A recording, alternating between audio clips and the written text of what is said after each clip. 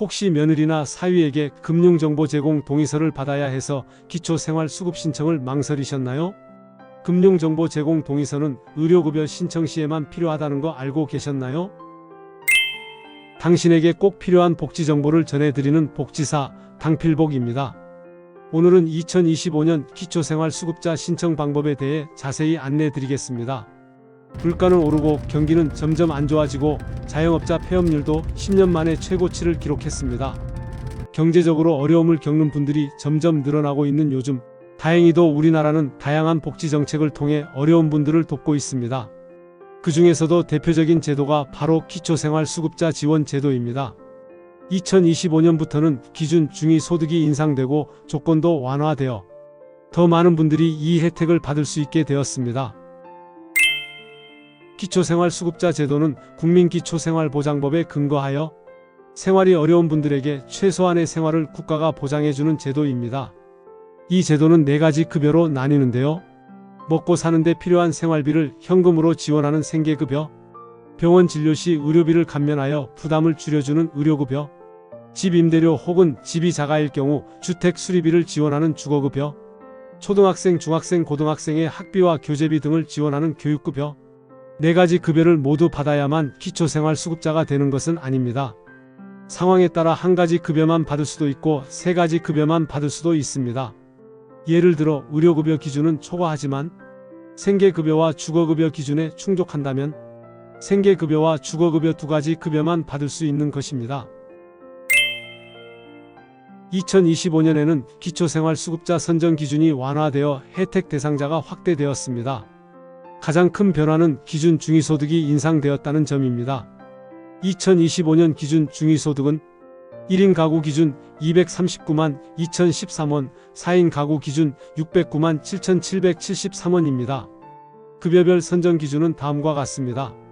생계급여는 기준 중위소득의 32% 이하, 의료급여는 기준 중위소득의 40% 이하, 주거급여는 기준 중위소득의 48% 이하, 교육급여는 기준 중위소득의 50% 이하에 해당해야 각 급여를 받을 수 있습니다.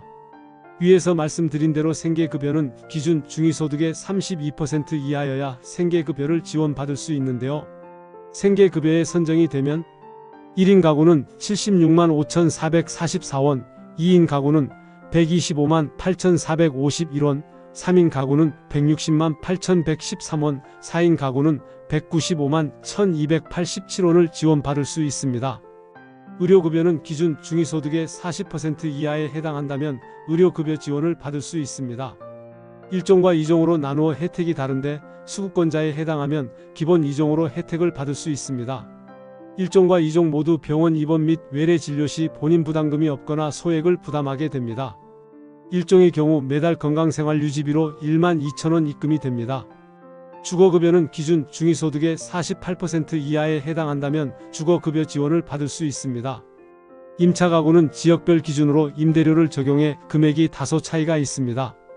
잠시 멈춤을 하여 화면으로 금액을 확인해 주세요. 거주하는 곳이 본인 소유일 경우에는 주택 상태에 따라 최대 1,600만원까지 보수비용이 지원됩니다. 도배, 장판, 난방 교체부터 욕실, 배관공사까지 포함되니 노후된 집에 주거하고 계신다면 꼭 보수 신청하시길 바랍니다. 교육급여는 기준 중위소득의 50% 이하에 해당하면 교육급여 혜택을 받을 수 있습니다. 초등학생은 48만 7천원, 중학생은 67만 9천원, 고등학생은 76만 8천원을 연일회에 지원받을 수 있습니다. 기초생활수급자의 신청 자격은 소득 인정액 기준으로 판단됩니다.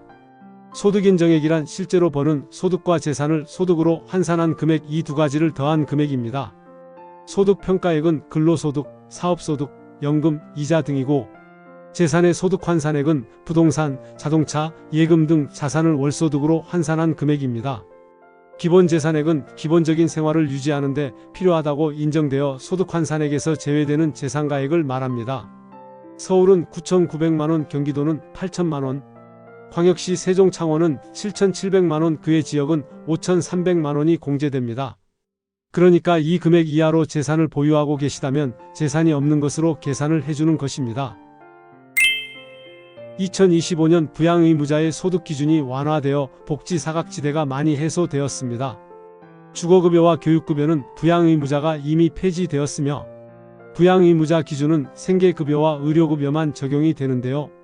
부양의무자란 수급권자를 부양할 의무가 있는 사람으로 직계혈족, 그러니까 부모님, 아들, 딸을 말합니다. 아들, 딸이 결혼하여 각각 배우자가 있다면 배우자인 며느리 사이까지 부양의무자에 포함이 됩니다. 부양의무자의 연소득이 1억 3천만원, 월로 환산하면 월소득 1,084만원 이하이거나 일반 재산이 12억 원 이하라면 기초생활수급자 신청이 가능합니다. 각 자녀의 가구별로 확인을 하는데요. 예를 들어 딸이 결혼하여 사위가 있고 아들이 결혼하여 며느리가 있다고 가정해 보겠습니다.